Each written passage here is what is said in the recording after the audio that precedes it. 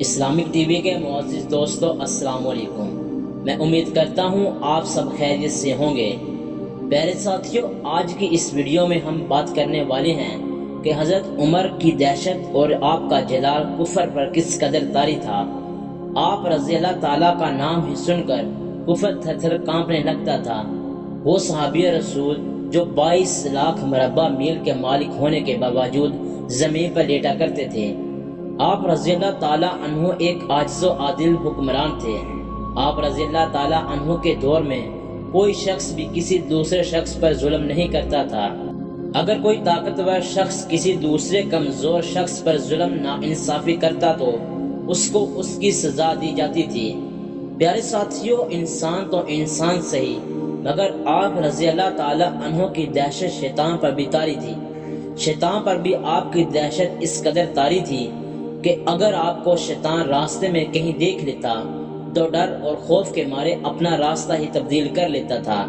پیارے ساتھیوں، جب آپ رضی اللہ تعالیٰ عنہ نے اسلام قبول کیا تھا تو آپ نے کھلے میدان میں جا کر یہ اعلان کیا تھا، اے کافر لوگوں، اگر کوئی چاہتا ہے کہ اس کی بیوی بیوہ اور بچے یتیم ہو جائیں تو آؤ مجھ سے جنگ کرو۔ تو آپ رضی اللہ تعالیٰ عنہ نے دائرہ اسلام میں داخل ہونے کے بعد بہت ساری جنگوں میں حصہ لیا اور ان کو فتح کیا تھا۔ اسی طرح ایک مرتبہ حضرت عمر فاروق رضی اللہ تعالیٰ عنہ نے ایک وفد بیت المقدس بھیجا۔ وہ وفد صحابہ اکرام علیہم رضوان کا وفد تھا۔ یہ وفد بیت المقدس پہنچا۔ یہ اس دور کی بات ہے جب بیت المقدس پر پادریوں کا قبضہ تھا۔ حضرت عمر بیت المقدس کو پادریوں کے چنگل سے آزاد کروانا چاہتے تھے۔ صحابہ اکرام علیہم رضوان پادریوں سے کہا کہ ہم امیر المومنین حضرت عمر رضی اللہ تعالیٰ عنہ کی جانب سے یہ پیغام لائے ہیں کہ تم لوگ جنگ کے لیے تیار ہو جاؤ۔ یہ سن کر پادریوں نے کہا کہ ہم لوگ صرف تمہارے امیر المومنین کو دیکھنا چاہتے ہیں، کیونکہ جو نشانیاں ہم نے فاتح بیت المقدس کی اپنی کتابوں میں پڑھی ہیں وہ نشانیاں ہم تمہارے امیر میں دیکھنا چاہتے ہیں۔ اگر وہ نشانیاں تمہارے امیر میں موجود ہوئیں تو ہم بغیر جنگ و جدل کے بیت المقدس تمہارے حوالے کر دیں گے۔ یہ سن کر مسلمانوں کا یہ وفد حضرت عمر فاروق رضی اللہ تعالیٰ عنہ کی خدمت میں حاضر ہوا اور سارا ماجرا آپ کو سنایا۔ حضرت عمر فاروق رضی اللہ تعالیٰ عنہ نے اپنا 70 پیبند سے لبریز جبہ پہنا، امامہ شریف پہنا اور جانے کے لیے تیار ہو گئے۔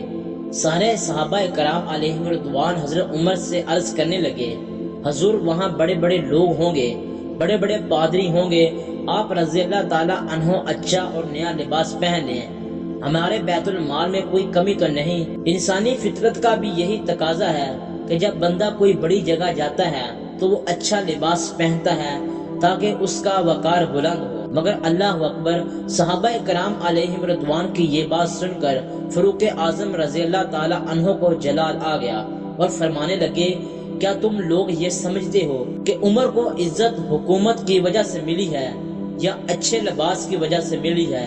نہیں، عمر کو عزت حضور کی غلامی کی وجہ سے ملی ہے۔ آپ فوراً سواری تیار کر کے روانہ ہو گئے۔ جیسے ہی آپ رضی اللہ تعالیٰ عنہ بیت المقدس پہنچے تو حضرت عمر فاروق رضی اللہ تعالیٰ عنہ کا حلیہ مبارک دیکھ کر، سرکار اعظم صلی اللہ علیہ وسلم کے غلام کو دیکھ کر پادریوں کے حواس باختہ ہو گئے، تھر تھر کانپنے لگے اور حضرت عمر رضی اللہ تعالیٰ عنہ کے قدموں میں گر پڑے۔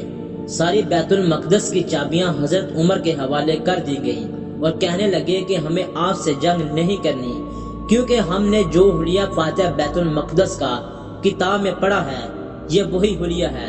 اس طرح بغیر جنگ کے بیت المقدس آزاد ہو گیا۔ سبحان اللہ۔ جی تو پیارے معزز دوستو، یہ تھی ہماری آج کی ویڈیو کیسی لگی کمنٹ کر کے لازمی بتانا۔